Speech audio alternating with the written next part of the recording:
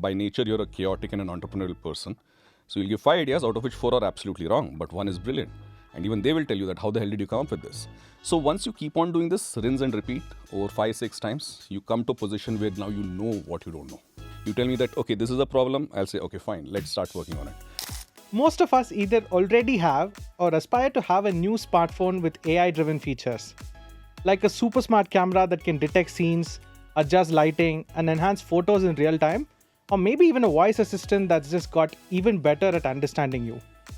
What you might not realize is that these features rely on specific hardwired chips inside the phone designed to handle those exact tasks. But here's the catch. These chips are non-reconfigurable. That means if a new, better software or AI algorithm comes along to improve your camera or voice assistant, the chip that runs it can't just be updated with software. It needs to be redesigned from scratch. And we're not talking about a quick fix either. This whole process of designing, testing, and fabricating a new chip can take months, sometimes even years, and cost tens, even hundreds of millions of dollars. So in this fast-changing world of AI, these ASIC chips, once the gold standard, are becoming a bit of a bottleneck. They're not evolving as fast as the software that's driving them. And that's why we're seeing this growing gap between what our devices are able to do versus what they could do. The question is, how do we solve for this? Is there a way to bridge this gap between hardware and software innovation? Hey everyone, welcome to a special edition of Crafting Bharat powered by Innovations Venture Studio in association with Speciale Invest, Byte Avenue and Fart Capital. Our beverage partner is Tribe Kombucha.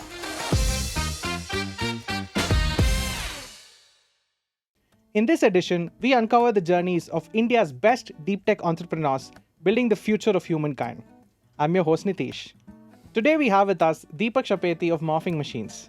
Morphing Machines is building ReDefine, a many-core, massively parallel, software-defined, field reconfigurable accelerator that excels at handling heterogeneous and elastic workloads. Such a technology would allow for the reconfigurability of an FPGA while delivering ASIC-level performance. Hey Deepak, welcome to the show. Thank you, Nithish, for having me. Glad to be here. Awesome. Now, before we get into the podcast and before the audience start commenting or scolding me for all of these jargons that I used, if you can just take a couple of minutes and explain what you do at Morphing and what all of these things mean in very simple terms, that'll be great. Yeah, so I won't claim to actually be able to simplify, but ChatGPT has helped me simplify a reasonable bit. So at Morphing Machines, what we're doing right now is building a smart computer chip which reconfigures itself on the fly, essentially allowing you to make different tasks faster. Stuff like 5G infrastructure or your AI ML inferencing, which is ChatGPT essentially, and even things like self-driving cars and everything else in between. So typically you would have to have custom-built chips for each of these things, but with ReDefine, that is our reconfigurable processor, we allow you to use one chip to rule them all, so to speak, in Lord of the Rings lore. Perfect. Let's go back to 2006. Mm-hmm. Right? You're just freshly graduated out of Stanford. Tom Brackott delivers your commencement address. 1 year earlier, you might have met Steve Jobs, who delivered the world's famous commencement address at Stanford. Maybe help us understand a little bit about what you thought your perceived life or career path would be back then versus what it is now. So fun fact, I had a $8 rental of a graduation robe and I gate crashed the 2005 commencement So you speech. met Steve Jobs. Absolutely. So was there the entire to us, wouldn't miss it for the world. But that aside, I think Stanford was a transformative experience. Not so much in terms of the academic knowledge that I got, but it essentially helped me get perspective. Being at the edge of what is possible, always being excited about what's next, and having people around you who believed that even if we don't know how to get there, we will get there. So I think this kind of combined to bring together a sense of excitement. And very early on in this journey, I had already kind of gotten into an entrepreneurship experience. There's a very nice class for the audience who wants to kind of check this out. It is called as Technology Venture Formation, and this is the class from which Yahoo came out as well. And the objective of the class is venture capitalists teach this to us, and they actually grade you on how well you can raise funding and how well your startup does in the context of this class. So that was my first experience with entrepreneurship back in 2004, and I really found it an incredibly satisfying experience. I knew I was hooked, and from then on there was no looking back. I knew that I wanted to do entrepreneurship in some shape or form. And so that's what I was left with when I was just graduated. Now, the question was, what do I do it in? And uh, after looking around a little bit, I figured that, okay, in my area of study, which was biochemical engineering and drug discovery, inventing new medicinal drugs, that would be a great area to start off with. Uh, Back in the day, if you remember, a lot of the e-commerce companies were actually being replicated from US down to India. Now, the same thing, I thought, how about doing that same thing for drug discovery? Considering India has got such immense biodiversity, and also the cost of drug discovery in India would be 1,000-fold lesser, making it an incredibly compelling proposition. So that was the thought process with which I had was left. All I knew was that there was this drive to do something innovative, and when I say innovative, commercially innovative and valuable. So that's where it was. However, I've also fancied myself in all fairness, to be a technical innovator, wherein you do a lot of depth first understanding. You pick one topic and you drill down, and you don't know any adjacent topics. So that's typically what I call as a depth first approach.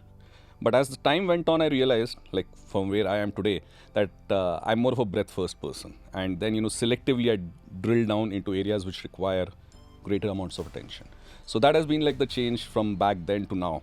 I think the excitement to still innovate remains, but now the way I do it, the way I approach things, and the mindset has changed dramatically. Yeah, I think you've done edtech, tech consulting, pharma, and now semiconductors. Help us understand, how do you make the choices that you make? Yeah, so I think I won't pretend to make them consciously. Some part of it has been accidental, and you let the flow carry you where you have to go.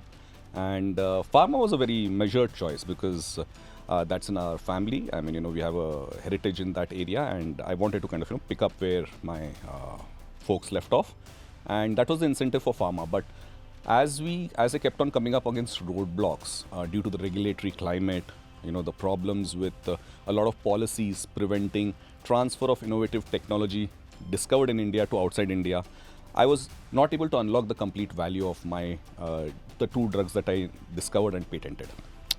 Now, this left a very sense of almost being there but not getting there completely, because I had a very big offer on the table from a global multinational to pick up both of my drugs, and because of certain regulatory issues, we couldn't get that deal through. None of it which was directly our fault. But this left in me a very clear idea that, hey, I would like to work in something more democratic, where I'm not at the whims and fancies of a given domain and the applicable law, which nobody knows about, right? And that was the beginning of my journey of exploration. I was always been interested in a lot of different domains, from computer programming to hardware to software to everything else in between. I've always been a naturally curious person. So that I had that comfort going for me. But once I finished the drug discovery phase, I moved on to things like technical consulting and business consulting, which I think was like a rebound from being a depth first person who's doing some very hardcore research to a totally hand waving approach in consulting. Typically that's what's needed: presentation, marketability, branding, amongst other things, right? I mean, distilling insights into an easily digestible manner. All of those things we actually I picked up, and I did consulting as part of my in the pharmaceutical domain for a couple of years. And pretty quickly I realized that this is not something which I would like to do for the rest of my life, and then kept on seeing what problems would come through. Typically, I'm a problem solver. So in order for me to be able to function, I typically like to have a problem. You tell me that, okay, this is a problem, I'll say, okay, fine, let's start working on it. And if I can find or construct some sort of a thesis around it which can make it commercially valuable, I get behind it. So that's what happened with medical devices. Very simple story. My mom had atrial fibrillation or irregular heartbeats, and the devices which are available would not allow you for this condition to be diagnosed appropriately. It would just show some wrong figures.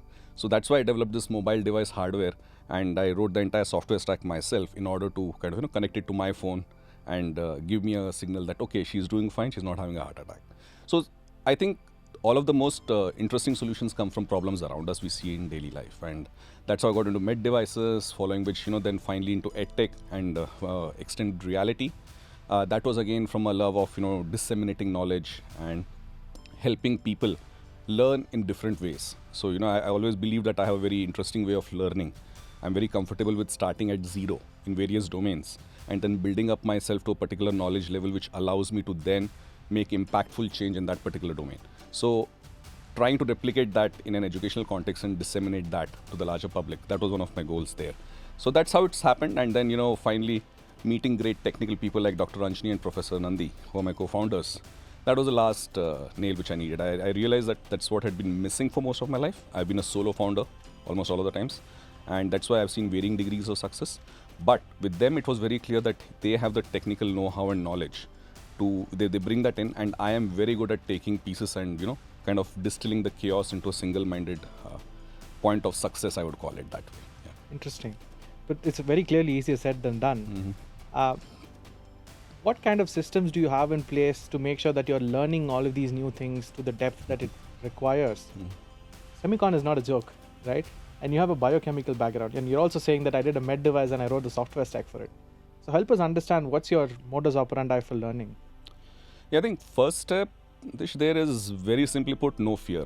I mean, typically people do have a fear of like starting at zero. I think when I say no fear, don't be afraid to be at zero. If you're stripped away of anything you own, know, or don't know, and put it out into the street, you should be able to build yourself up again back to a place of competence. I think that's one of the, I think qualities I had. So which is why, I was very comfortable with landing up at zero again and starting up from scratch. That was the beginning part. But when you are a multi-domain person, typically most of your experiences are layered. It is not that I just did drug discovery. For example, hidden in the drug discovery in the biochemical engineering at Stanford was, I was trying to discover new drugs. And as part of that entire discovery methodology, I had to program parallel processors in order to do some simulations.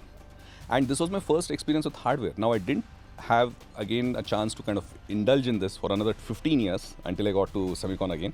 But the fact that I had some background there and had done hands-on work, I think that was incredibly helpful. One of the biggest takeaways I can give the audience is, don't be scared of hands-on work. It doesn't matter whether it is directly beneficial or, it leads to some kind of a commercial output or not. But if you do something hands-on for 1 hour, it is more beneficial than reading it about 100 hours. So I think that stayed with me kind of a thing. And then after that, when I transitioned through various different fields, I think I picked up different skill sets as we went along.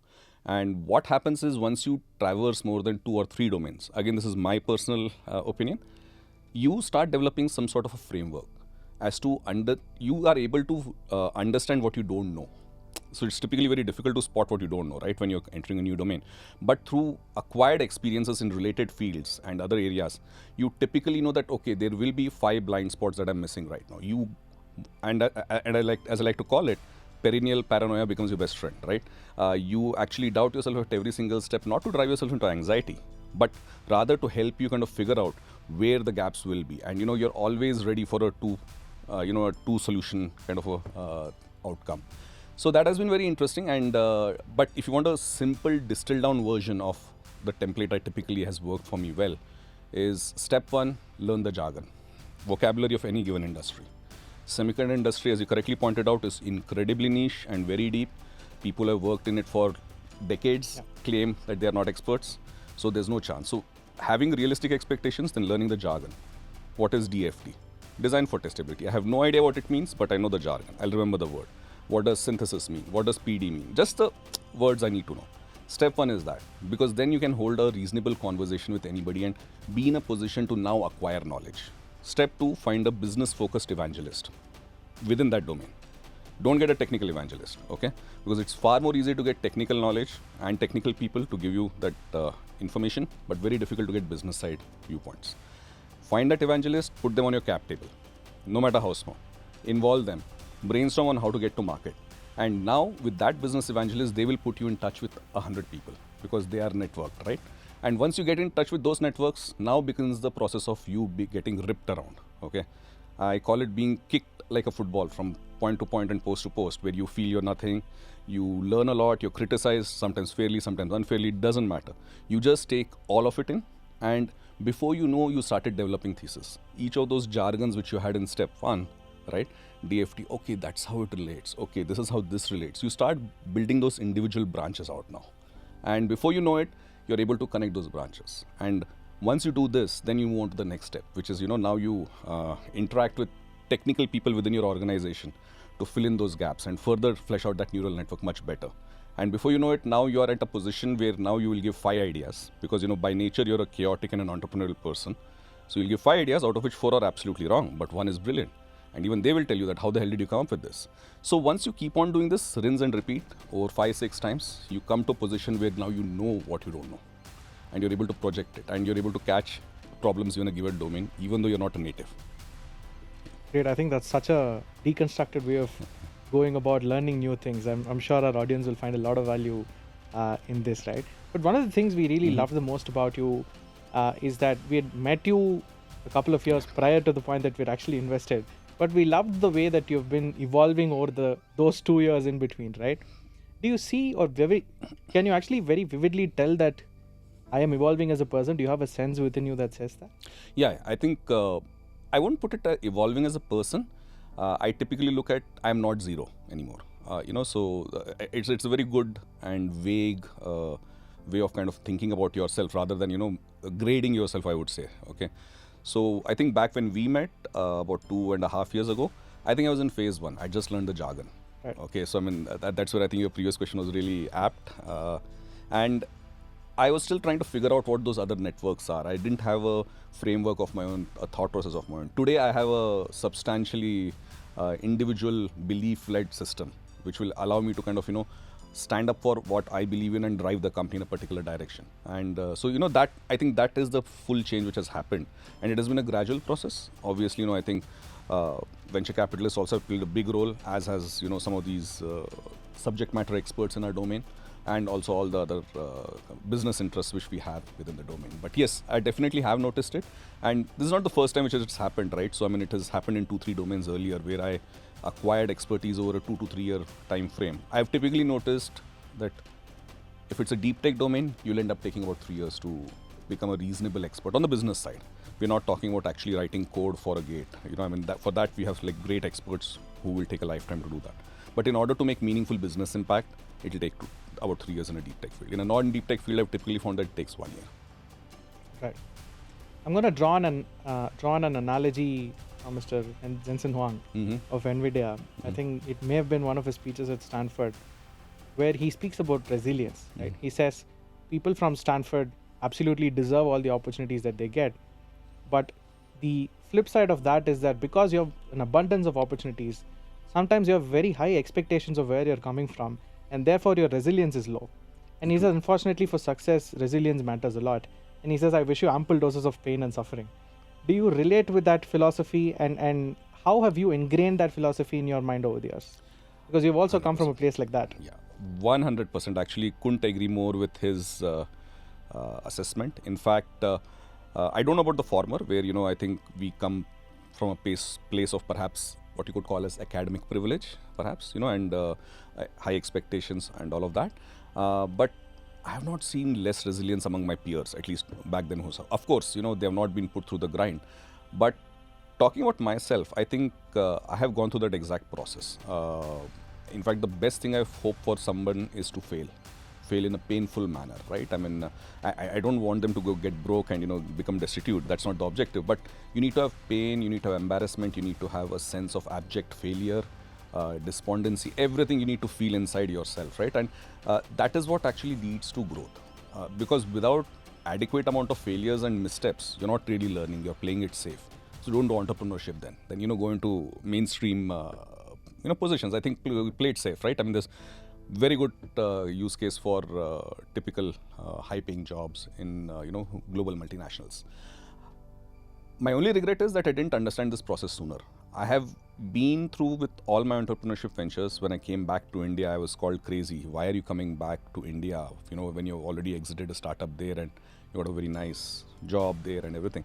But the intent was very clear that come back, do something. What I had not prepped for was the struggle, right? I mean, the pain which you just mentioned, and very soon it became clear that it's very, very painful. And the first 3 to 4 years, I tried to pretend the pain doesn't exist. You typically compartmentalize, and that is not a good idea. You need to embrace the pain, you need to feel the pain.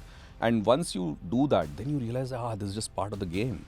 This is just part of the entrepreneurship game. You pick it up, you cycle, and then what happens is, in fact, it's the painful experiences. You now look out for quick painful experiences, because then that way you're able to kind of get to that position of strength far more quicker than the one who's avoiding it. So I think completely agree with. But when you this say one. pain, what do you mean? Can you deconstruct that a little bit? Yeah. So let me give you an example, right? Like when I developed my first two pharmaceutical drugs, I'll give you two examples. One of pharmaceutical drug. Um the medicine I developed was about 90% more effective than the best standard of care, which was from Novartis at that point in time. So, we actually took a couple of routes. We said, let's market it in India. It's bringing about excellent patient outcomes and reduction in pain, which is fantastic for people. People can walk when they're not able to before. And we formulated a drug, we took the literature, we went to doctors. They said, what's in it for me, right? Then we said, okay, fine. If doctors is going to be a tough sell because, the Indian pharmaceutical industry has a particular structure which is very difficult to break into, you then go to become directly over this counter, which is OTC sales as we call it, wherein you place it in a chemist shop and it's like one of those ad-driven Volini things, right, which you see. And that's what I tried. And even there, the chemist was like a different resistance point that, I don't care if it does much better for patients, but, I'm getting 40 rupees in that and you're giving me only 30 rupees, that kind of a thing. So it made me realize that doesn't matter how well you actually do technically and what pure technical disruption you're bringing. If you didn't have the awareness of how you're going to crack this particular piece of the puzzle, in spite of having done like almost everything right on the product side, you failed and you never went to market properly. So having this kind of an insight wherein you failed, okay, and in spite of your best efforts, you did everything under the sun, you couldn't break through. And that's kind of one of the painful experiences which I talk about. Even in semicon industry, there have been like multiple instances where we have taken a particular stance and we've been called out for it. We're like, okay, what are you guys doing? You've taken 10 years to do this research and where's your product? Those other guys have bought their product out. We still get actually pulled up quite a few times, but what we have noticed is each of those experiences, there are two ways to take it. One is like say that they don't understand what it takes to build a product. The second one is like, okay, point taken, what can I do better? I know it hurts a little, but what can I do better? And 9 times out of 10, I've figured out that the answer is midway. It is never that they don't understand how to build, and they don't perhaps, right? But it doesn't matter to me whether they understand or not. What I want to do is there a better and a faster way to market? And that's what I've realized is you need to kind of take those hits regularly as you go along. Have you experienced burnout? Yeah, absolutely. And how do you deal with it? So I think typically all of us have seen these recent debates, right? Is it 50 hours versus 120 hours or 70 hours and all of that? However, my personal belief has been balance is not static. Balance is dynamic. Okay. So this is my 120 hours per week, but I do it for 2 weeks. Then I'm again at 40 hours per week. For another couple of weeks where I need to give my kids and my family time. So I've always believed that this is dynamic, and this is not my own line. Actually, this was by Carol Bartz, who was the CEO of Autodesk back in 2003. She had given us a speech, and that really resonated to me because that's how I also kind of felt always.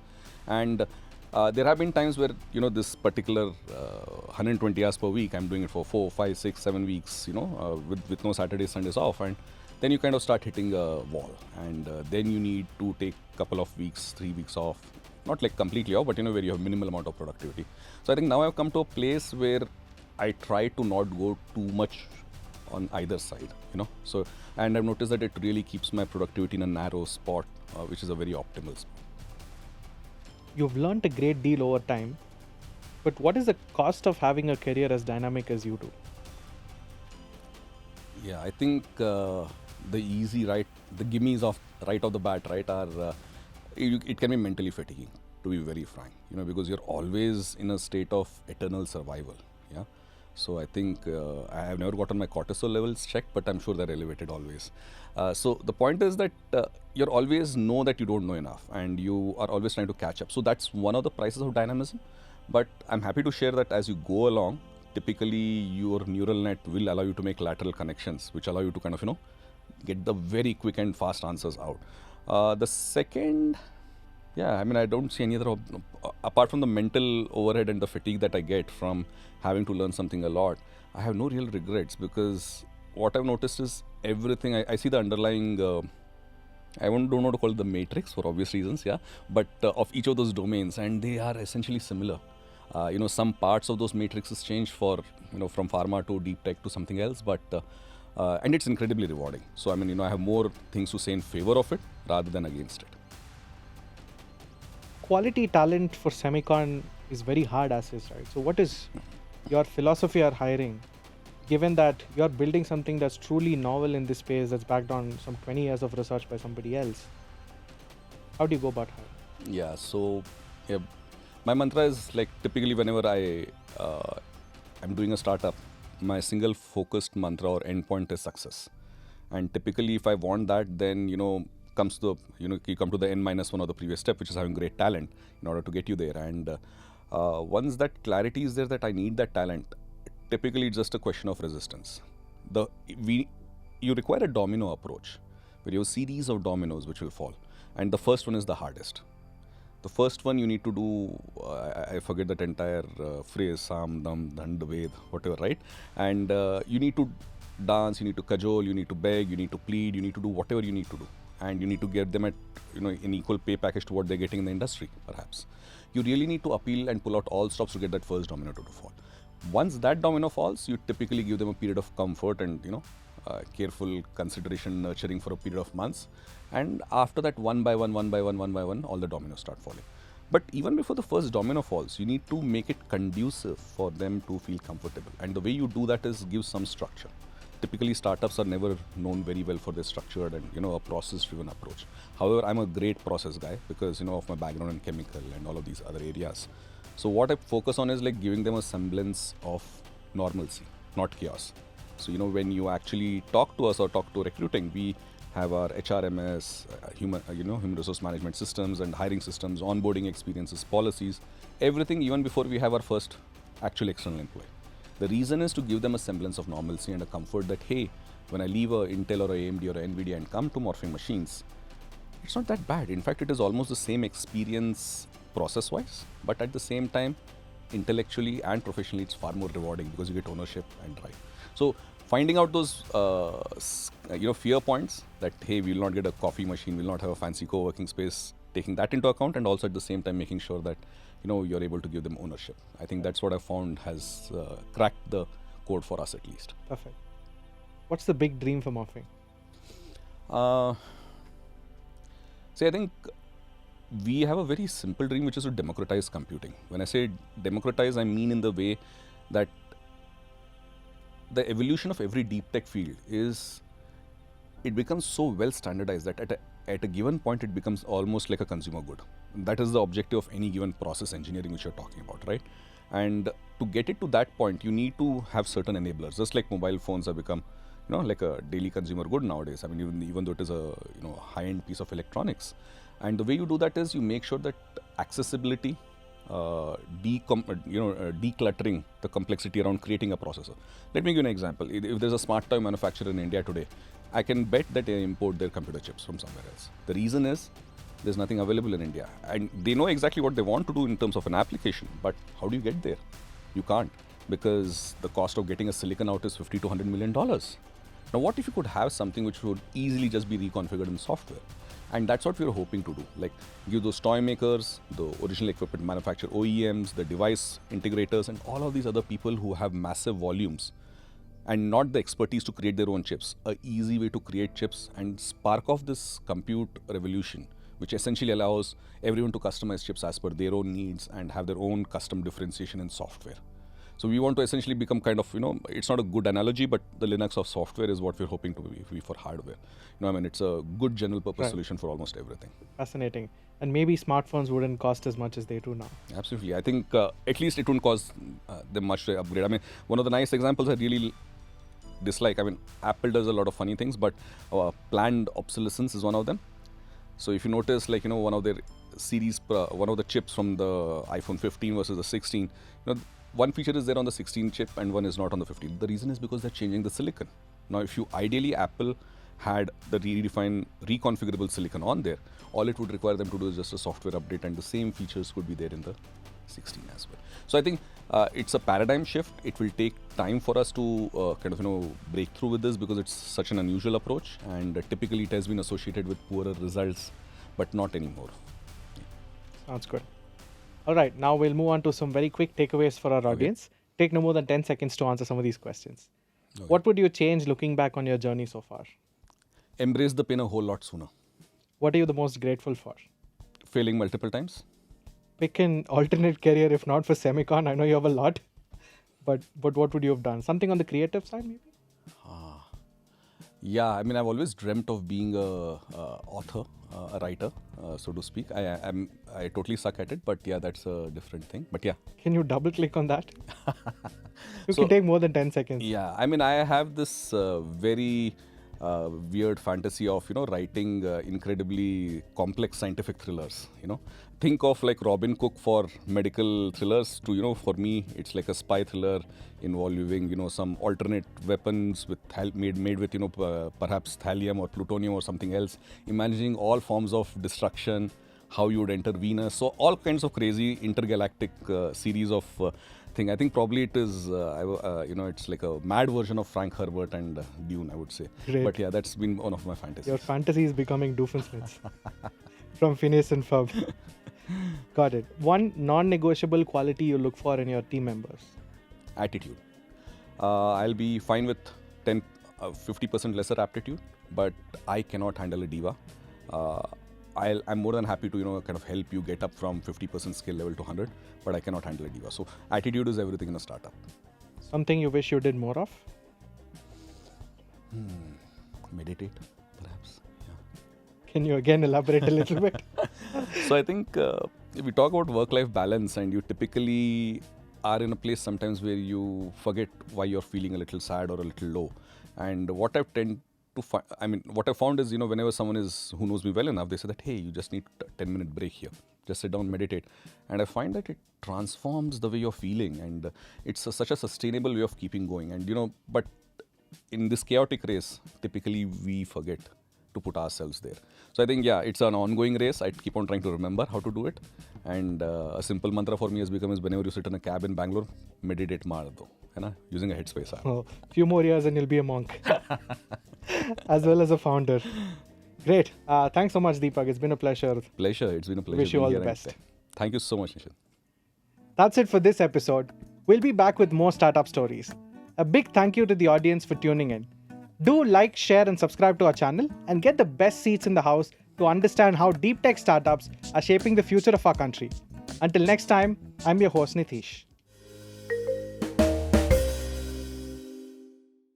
Crafting Bharat, a deep tech edition, is an initiative by NewsReach in association with VC Circle and produced by HT Smartcast.